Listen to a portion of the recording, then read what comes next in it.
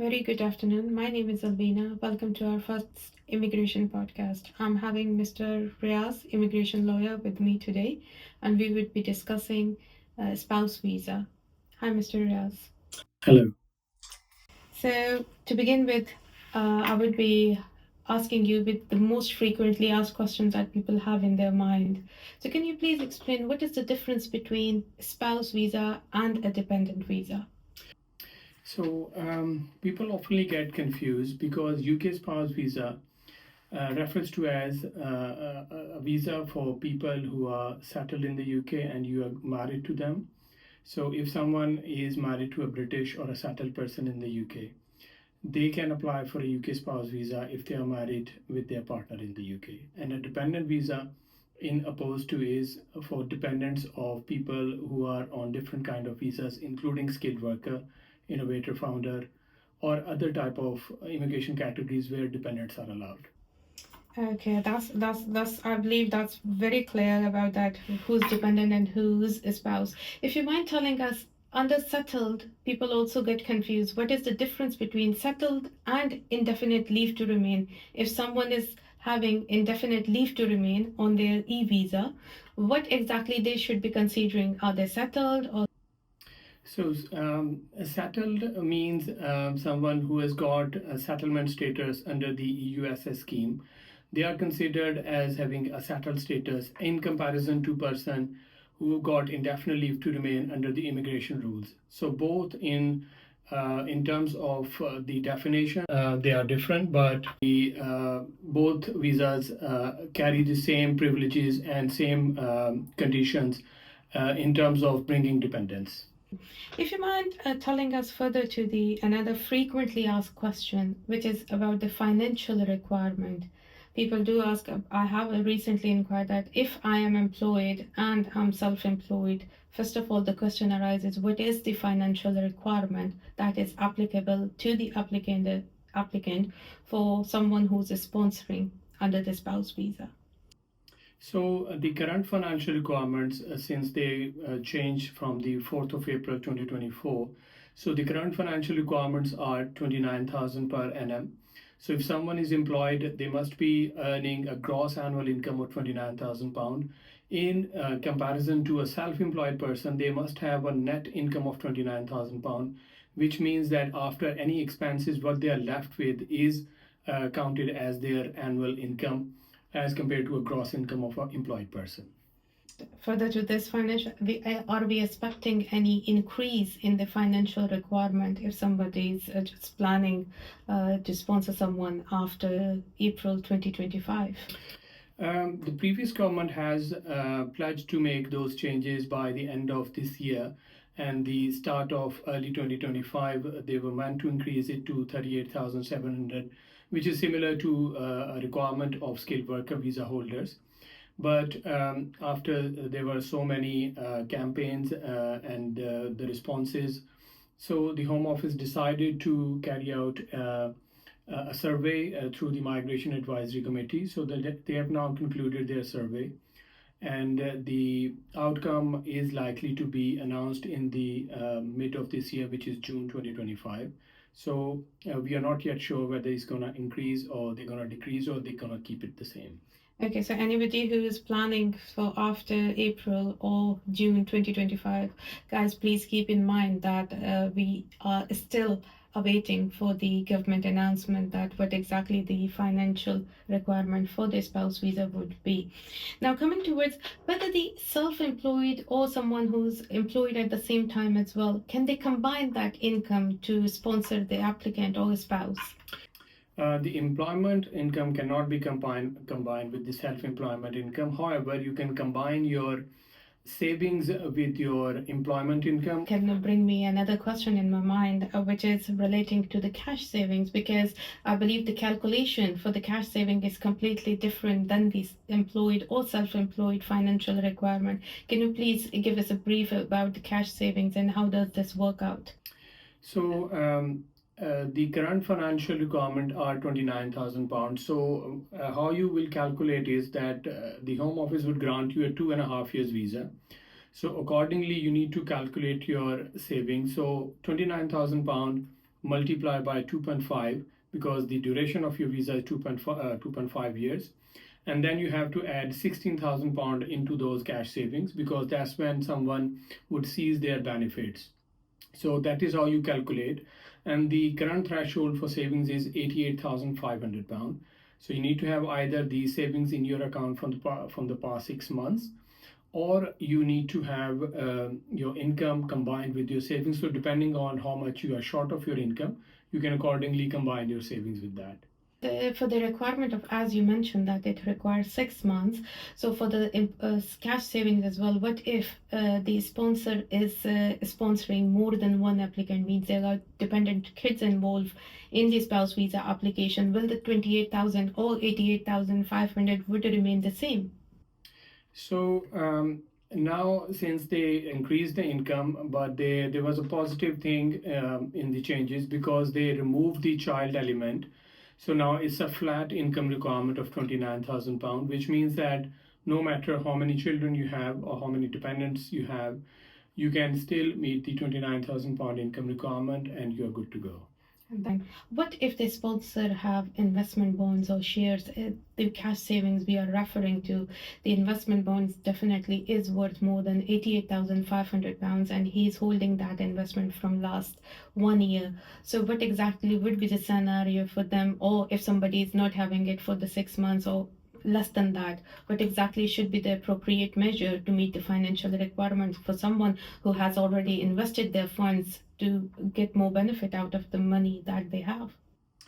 So, suppose if you have investments in shares or stocks, so you need to take the cash value of those savings. If you've held those investments or stocks for the period of 6 months, but on the date of liquidation, like when you draw your investment from your stocks, so the cash value on that day has to be considered as a cash saving amount, which you can obviously calculate to meet the income requirement. So can we use it straight away if the person is holding that investment for more than 6 months? Yes, these can be used. Straight away that sponsor would be eligible. Okay. What about if they have the sponsor or the applicant is using money towards the cash saving by selling either of the property? It can be in their name or it can be inheritance property. So what exactly the time frame, and how does the, because most of the people keep on asking us on many occasions that I have this property, it's much more worth having 88,500. So how we can utilize that thing if it is in their name, the first condition is, and the second condition is if they have got this money inherited by selling the property either by the parents of sponsor or the applicant. So if the property has been held by the applicant or their sponsor on their own name, and they've had that property on their name for 6 months or more, the amount of sale can be immediately used as alternative to a cash saving. So you don't have to wait. You can sell that property and you utilize your of course sale money from the property immediately. You don't have to wait. But if it is coming from inheritance or a gift from your friends or family, then you have to keep it for 6 months' time. The second question that arises from obviously that is related to the cash savings. When we are discussing the cash savings, where the funds should be held, either it has to be with the sponsor, it should be with the applicant. They can jointly have an account either in the UK or overseas, or it should be only held by the sponsor. So the funds must be held in any regulated financial institution. So in a country where the funds are held, they must be in an account which is financially regulated by the relevant authorities in their home country. They could be either in the applicant's name or their sponsor's name, or they can be jointly held. And no matter whether they are in the UK or abroad, they can still be used. But the conversion of those funds must be checked from a website called ONDA, so is onda.com. So you can check how much is the conversion value of your funds in GBP. So it means if it is not in GBP, the funds need to be confirmed through the ONDA currency That's conversion and make sure that every single day of the 6 months that meets the requirement of That's EA. correct. Yeah, the funds cannot be dropped in any point of time or a day in the 6 months period. I have another question that obviously people does ask, and we have done in the past, where the sponsor is living overseas with the applicant, and they are married, they are having their life over there. Now, at this point of time, they wish to migrate to UK due to ABC reasons. Now, if they are coming back to us, they said that, okay, my husband is employed, he's a British national, and how would we have to meet the income requirement because he's employed and we don't have savings? Yeah, that's a very good question. Actually, many people they face this scenario.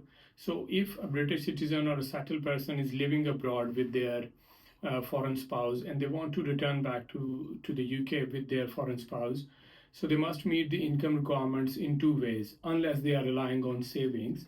So, savings could be utilized immediately.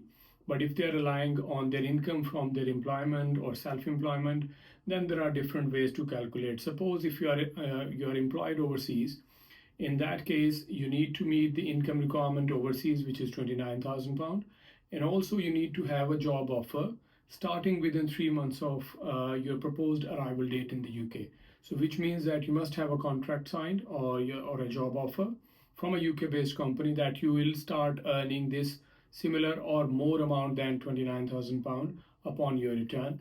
And of course, this can be met by those who are working abroad and they're returning back with a confirmed offer. That we are referring to the sponsor employment and offer for the sponsor, not for the applicant. Now, coming towards another question, which is obviously people do have in their mind that uh, if I am returning as a British resident with my partner who's a foreign national, what if she's living in the UK but I don't continue living in the UK? So, what exactly the scenario and how we will be advising them, what exactly the law says about such thing for the returning resident, those who are intending to start the job. He got settled everything, but after 6 months of arrival, they decided that I have to go back, but I will leave my partner in the UK. Well, the center of life test applies on such applications because you must make UK your first home with your foreign spouse. It is not recommended to leave your spouse because that will raise certain red flags in the home office system that your relationship is not genuine or subsisting, maybe, and you are not living together. It may be that you have to travel frequently or oftenly, or you have to stay abroad for your work reasons. That is acceptable as long as you have evidence that they are living in the UK and they meet the center of life test. So it means that a sponsor has to continue his life in the UK after applying for as a returning resident That's in correct. the UK. Now, coming towards another aspect of this spouse visa application, which is nowadays very commonly asked, and it is about the adequate accommodation. How much we will weight the housing report when a sponsor is applying for the applicant who's coming to join. So, if you mind telling us about the importance of housing report or the landlord letter, which is a no objection letter. So, because many people are coming back to us and they are saying that they have been advised to get an housing report, which costs them a lot, and how we can justify these things and the importance of basically housing report. Yeah, I'll address this question. There is no specific requirement to have a housing report from any estate agent or a property management company, as long as you have a contract which allows you to accommodate number of people and the property doesn't get overcrowded. So you are good to go. People oftenly include the property inspection report or a letter from the property management company. So either of those could be supplied. There is no specific requirement to have a property inspection report. If you are renting, of course, you can get permission from the landlord that these many people can live here, and it's only occupied by the sponsor. Or in other way, if you are living with your friend or families, you can get a letter of no objection from them, and that'll be sufficient to meet the accommodation requirement. Okay. Coming towards, sorry, I just got one question straight away.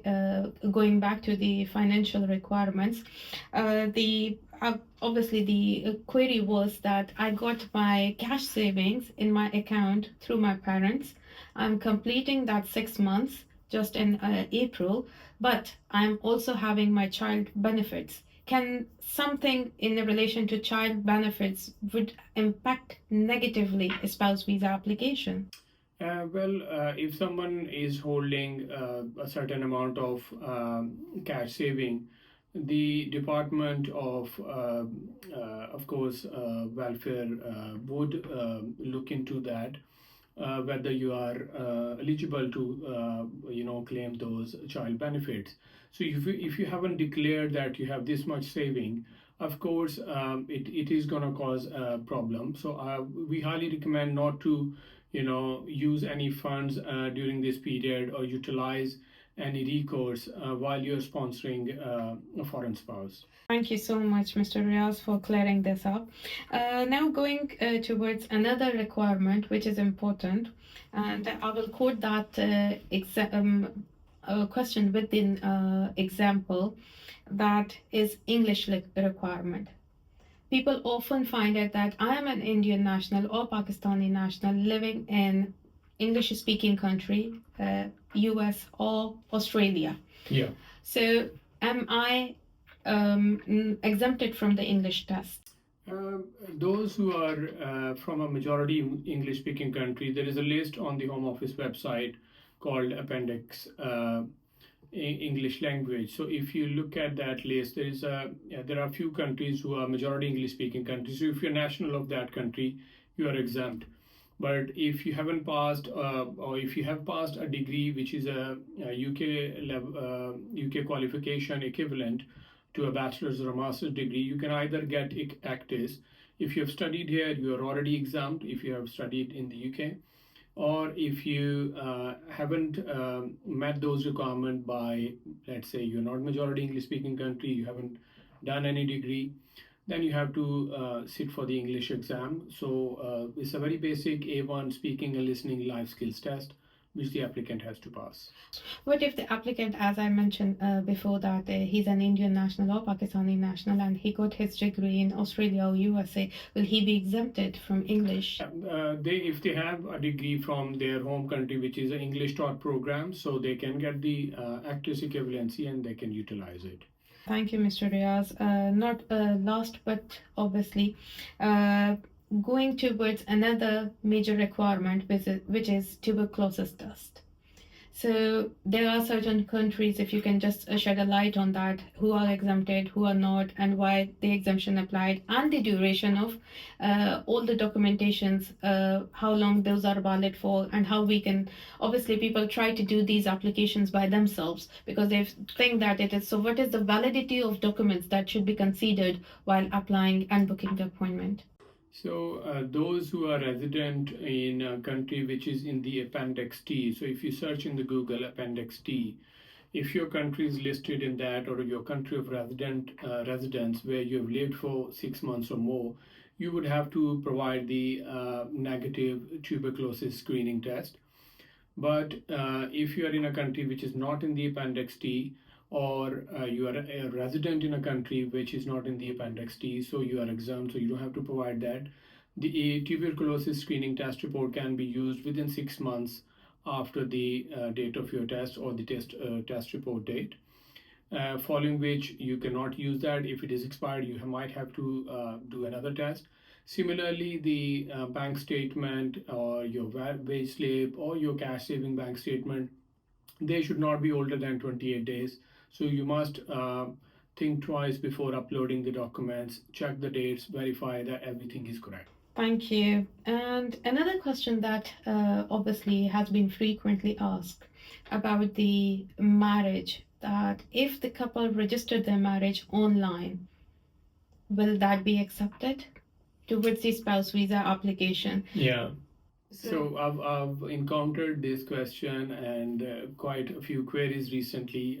People think that because the Home Office recognizes such a marriage which takes place in a country where it is recognized, so whether it's an online marriage, so if you have met your spouse in person recently, you've had proof of your relationship with them. Let's say you have got pictures recently when you travel, you've got the air ticket, or you've traveled with them, you've got the hotel booking, etc. So any evidence prior to your online marriage, if you have anything like that, then the Home Office will consider online marriage.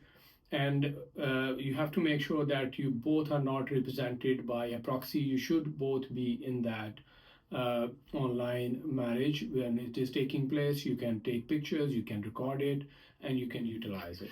So basically, over here, we are trying to convey this message as well and clear it that meeting each other in person is obviously important. You cannot ignore the fact. Only online marriage cannot serve you or That's get correct. you the spouse visa. That's correct.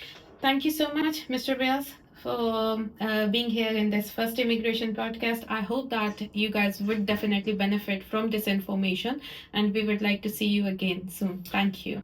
Thank you very much. We will hope to continue these podcasts on weekly basis. So if you have any questions, you can always reach us. Our contact details are in our profiles. Thank you.